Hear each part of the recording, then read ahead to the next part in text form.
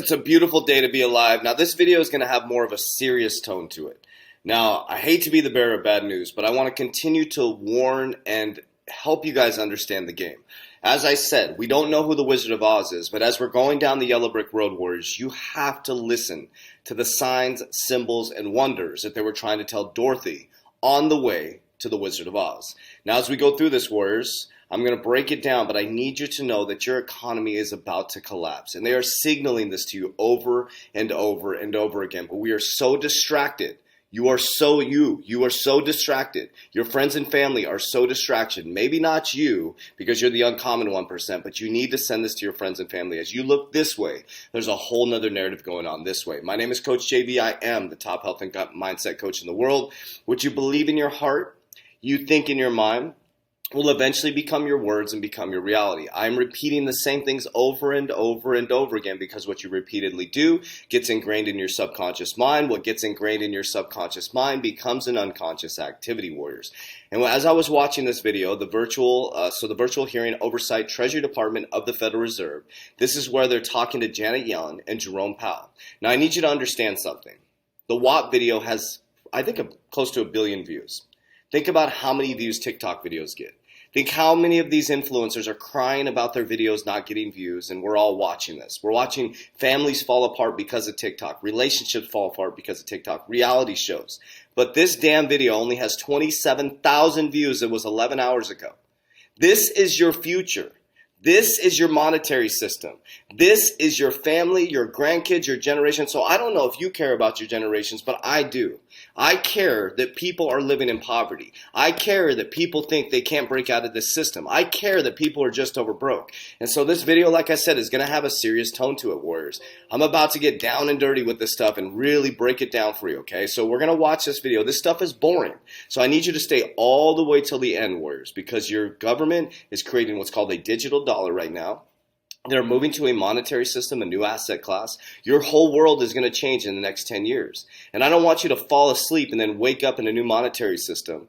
Wake up in a system that's going to leave you just over broke for the rest of your life, complaining about it, or you can do something about it right now. Not a financial advisor. None of this financial advice. Don't trust a word I say. All right, you ready? So we're going to watch this first video. Hang in there. This stuff is not super exciting. These people are not very entertaining. And look how tired and just look how overstressed they are, warriors. Think about what they're going through right now. But they're about to put you through some crazy stuff as they sit in their high tower. Listen to this.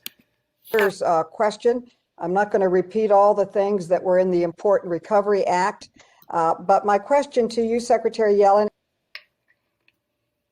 and Chairman Powell, what steps can we take to ensure we don't lose a generation of workers which never return to the workforce or continue to face or that they face these depressed wages moving forward? We know that over 11 million and a half women lost their jobs compared to 9 million men.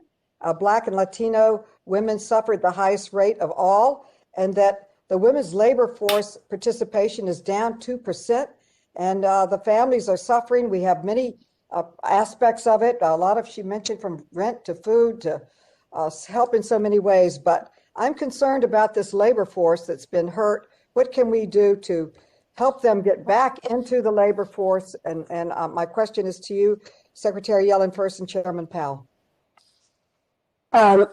So first of all, in the short term, the American Rescue Plan contains substantial support for minorities and particularly for women who have been forced to drop out of the labor market. There's an important increase in the child tax credit that's going to result in, along with other provisions, a 50% reduction in the child poverty rate. There's money to open and support school openings promptly. There's an enhanced child independent care credit with a successful vaccination program to get women back into the labor force. And longer term, when we've gotten to the other side of this pandemic, we hope to address in a jobs package over the longer term some of the factors that have resulted in low wages and labor force participation for women. Thank you. My time has expired. Look how stressed she looks, Warriors. I'm sorry, but just look at their faces. Look how stressed they look, Warriors. This is not about you. I'm just warning you. Mrs. Wagner, the gentlelady from Missouri, is recognized for 5 minutes. I thank you, Madam Chairwoman, and thank you, Chairman Powell and Secretary Yellen for joining us today. Secretary Yellen, and I'd ask you, please respectfully, if you could keep your answers brief. As the country... This woman's about to go in. Listen to what she's about to say. Listen, just listen, Warriors. The middle class, I've been telling you this for a year, is going to get wiped out. I'm going to give you all these signs, symbols, and wonders that are going to show you. So what are you going to do about it? Are you just going to sit back? Because most of you are the middle class. Most of you watching this are the middle class. You can make decisions right now to set your family up. Begins to safely reopen and our economy recovers, is examining changes to tax policy the correct direction?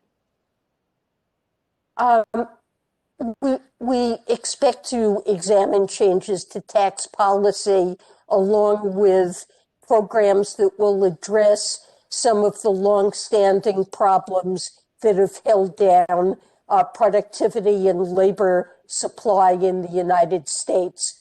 We'll address infrastructure, risks from climate change, education, training. Let me ask you, ma'am, Secretary, what impact would this action have on jobs and workers' wages? I think a package that consists of investments in people, investments in infrastructure, will help to create good jobs in the American economy, and changes to this tax structure will help to pay for those programs. Well, Secretary Yellen, what tends to be the impact, I guess I'd ask, on the American consumer, my constituents, when corporate taxes are raised? Do the costs usually tend to be passed down to them?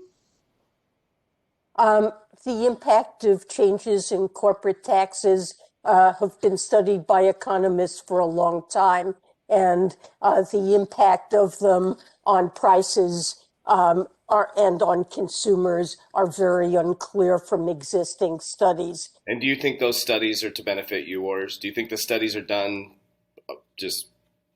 Well, Go ahead, please.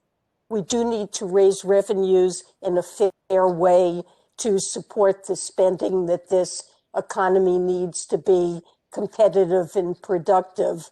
And so let me just say this, Secretary Yellen, if I could, I think we know that raising the corporate tax rate results in higher costs for small businesses, schools, and American households. Then why is this country begins to reopen and recover economically, would the Biden administration be proposing tax policy which would, in the end, hurt the American family and millions of struggling small businesses? The Biden administration is not going to propose policies that hurt small businesses or Americans. The Biden administration is going to propose investments this economy has long needed to be competitive and productive, and support for... With all due respect, ma'am, I would say this, certainly raising taxes on business and industry is going to affect consumers and households and American families in a very adverse way. Is this being proposed, these tax increases, to offset the costs of the recently enacted partisan stimulus package, ma'am?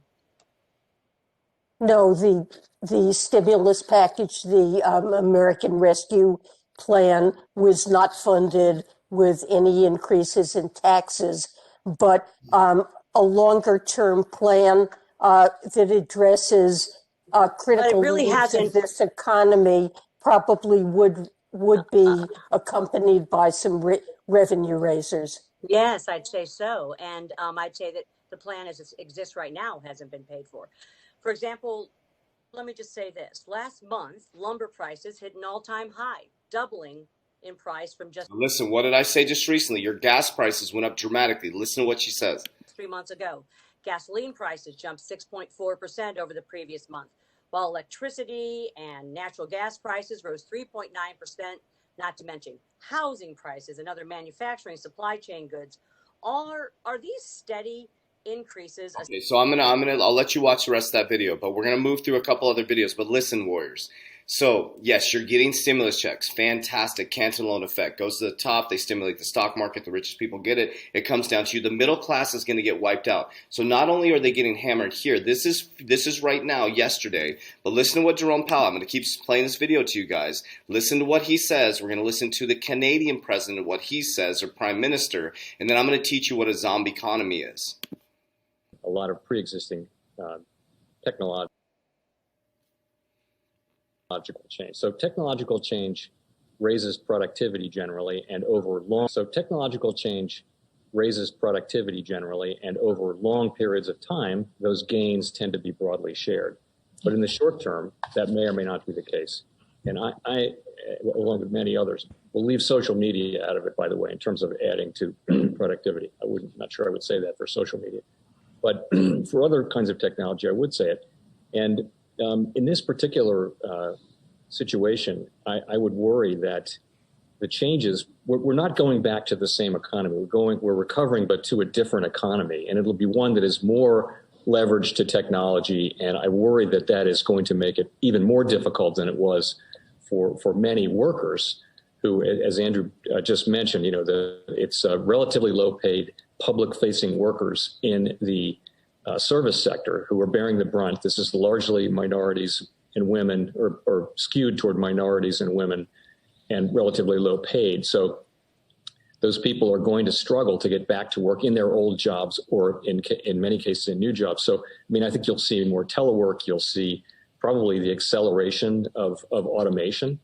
All of that was in the process of happening, but you're going to see much more of it. And I guess that for me, the main takeaway from all of this is that even after the unemployment rate goes down and the economy is, and there's a vaccine, there's going to be probably a substantial group of workers who are going to need support as they find their way in the post-pandemic economy, because it's going to be different in some.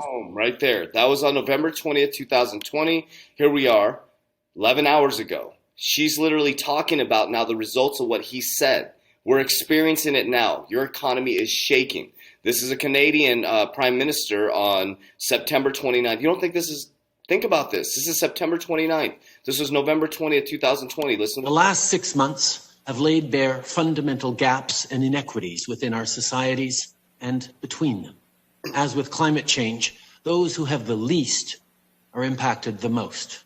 That's why last spring, Canada worked with Prime Minister Andrew Holness. Those who have the least are impacted the most. The lady's talking about 11 hours ago, the richest people in the world, right? Of course, if you make $450,000 and above, you're not going to be worried about food on the table the next day, right? Yeah, we're going to get taxed more, but no, we're going to be able to eat. But the people, it's crazy.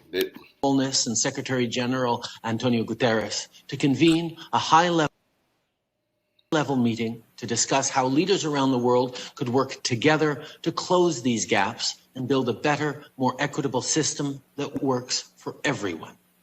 In May, we agreed to look at 6 urgent areas of action to mobilize financing for the response and the recovery.